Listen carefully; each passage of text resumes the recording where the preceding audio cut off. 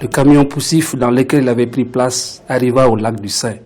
Cette date, je ne l'oublierai jamais et répétée. Ce n'était pas les vertus curatives du lac qu'il avait fait venir. Il avait lu et relu les annales fatimiques. La cité disparue était pour lui le symbole de la résistance à la pénétration coloniale.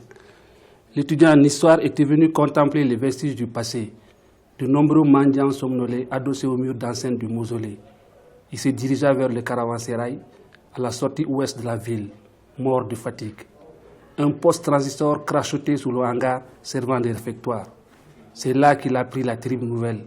L'ancien président du Ghana, le docteur Kwame Nkrumah, est mort dans un hôpital de Bucarest.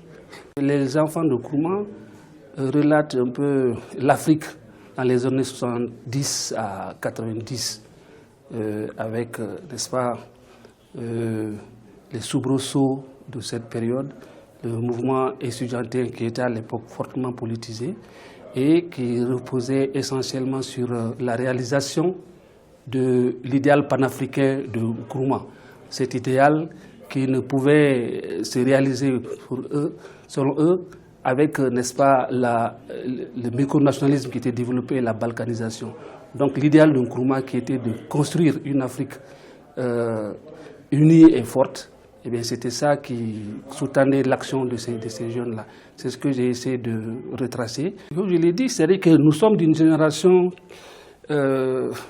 qui, au moment de l'indépendance, a été nourrie justement à cet aliment de l'unité.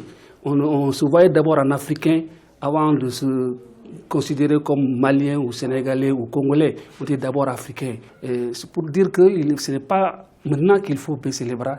Maintenant, toutes les conditions sont là. Parce qu'à un moment donné, il y avait un antagonisme, il y avait la bipolarisation du monde, les deux blocs. Un bloc communiste, bloc socialiste d'un côté, bloc capitaliste de l'autre, qui se faisait la guerre. Maintenant, on n'a plus tellement ce conflit idéologique a pratiquement j'ai dit, disparu. Donc les conditions sont remplies pour que les Africains puissent se retrouver, l'Afrique des peuples se retrouve pour que vraiment nous puissions sortir des difficultés que nous connaissons aujourd'hui.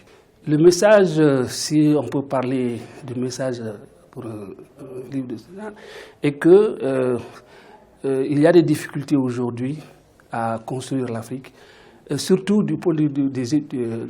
Si nous prenons les étudiants, on a l'impression qu'aujourd'hui, les étudiants de cette période et les étudiants d'aujourd'hui n'ont plus la même vision de la réalité africaine. À cette époque, comme je l'ai dit, l'idéal c'était l'Afrique. On voulait une Afrique forte, une Afrique unie. Et c'était les intérêts de l'Afrique qui venaient au premier plan. Maintenant, on a l'impression qu'on est plutôt porté sur les intérêts individuels et que parler, n'est-ce pas, de patriotisme ou d'unité africaine, bon, c'est tout juste si on ne reçoit pas un petit sourire.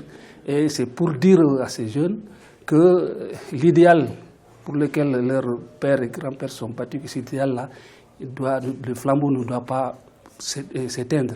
Que ce pourquoi Nkrumah et les autres se sont battus hier, eh bien, il faut que c'est ce flambeau-là qui doit nous pousser à aller plus loin. Parce que sans cette unité, l'Afrique aura énormément de problèmes.